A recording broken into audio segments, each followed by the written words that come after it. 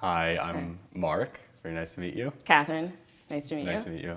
And I am a second-year law student at Berkeley Law. I'm a first-year MA student in the School of Education. All right. Growing up, did you feel proud about how people of your gender were portrayed in the media? On a conscious level, growing up, it wasn't really something that entered my mind. Do I feel proud or not proud or anything like that?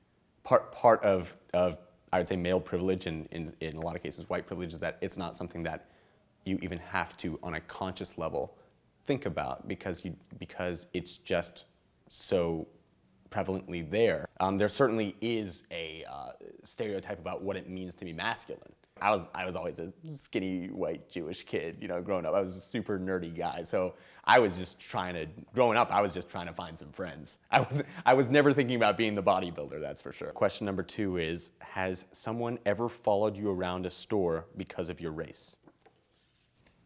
Yes. I was with my sister, and we were at the local mall. We were just shopping on a Saturday. We were probably, 14 and 16 years old. And this guy followed us around JCPenney's. Those things, they stay with you. It's up to me now to answer that question, and the answer is no. That has never happened to me. Have you ever acted a certain way because people expected certain behavior from someone of your race or ethnic or religious group? Oh boy, yes. Yes, a lot. It wouldn't immediately come to somebody's mind, okay, that person looks Jewish or something like that, other than the very shock of curly hair that I have that when I let it grow, it grows up, not down. But yeah, I do think about coming across a certain way to carry myself in a certain way and with a certain level of dignity. I think that's probably the right word. I'm not sure if that's the right word. When being around certain people, feeling like you're a representative of a larger group. What about for you?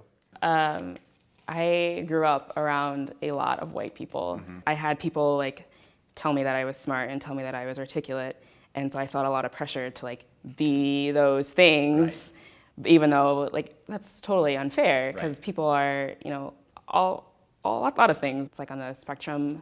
Are you Fresh Prince? You watch Fresh Prince? Yeah. Okay, so either you're a Carlton or you're a Will, right. And you fall somewhere on the spectrum. I was a rower in college, and part of our team tradition was we'd have a dance party before every race, and so the first 2 years I would not dance at the dance party because I was I'm the only black person on this team. Right. I don't want them to just watch me dance. It's really right. embarrassing. Right. Have you ever altered your behavior, style of dress, plans out of fear for your physical safety or to avoid harassment or sexual assault? Yeah. I think I told myself I chalked it up to age and that I'm getting older and it's not appropriate to wear really short shorts everywhere I go. But yeah, I stopped wearing shorts as much because I didn't like the things that men were saying to me when I wore shorts. I don't like it, and it was really uncomfortable. Have I ever altered my behavior, style of dress, plans, of fear, physical safety to avoid harassment or sexual assault? Harassment, no. Sexual assault, no. Physical safety, I suppose, but never in a truly meaningful way. Were you told by your parents that you are smart, beautiful, or capable of achieving anything you wanted? There was this big emphasis on the reinforcement of you are smart and therefore you can do great things. It does have that way of motivating you to want to live up to that. Their expectations. Right. Live up to their expectations and then the expectations that you internalize. I think that I have moved through school very purposefully because of this expectation and what my parents told me as a kid. And I think of myself as a very capable person. Have you ever felt uncomfortable about a joke concerning your religion? Oh, yeah. What was the joke and how did you react? Oh man, there's just so many. You hear a lot of Holocaust jokes that difficult to say even toe the line of good taste and sometimes just step right over it. Have you been the victim of physical violence or verbal abuse based on your ethnic identity?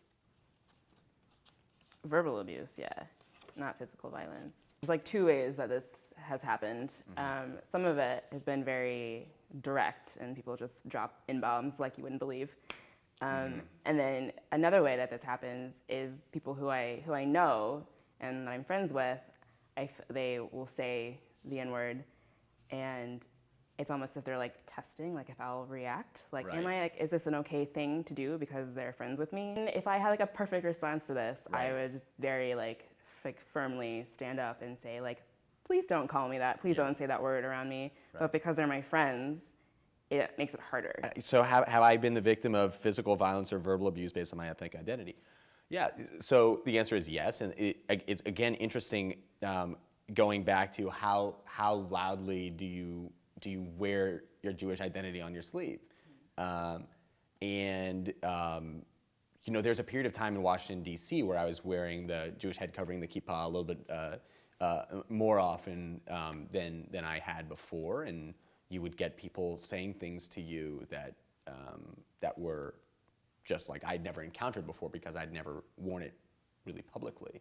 The other time that it happened was my last full day in Berlin when I was studying abroad there, and I decided to honor the memory of my family by going and visiting different sites where I had family roots, like gravestones of my great-grandparents. And I decided to do it wearing a kippah. And somebody yelled outside a window, seeing that I was wearing kippah. He said something like, "Alle die Juden werden ermordet sein," which means something to the effect of, all the Jews will be murdered. And I sort of talk about fearing for your physical safety. That was a moment where I did a little bit. All right, last question. What does privilege mean to you?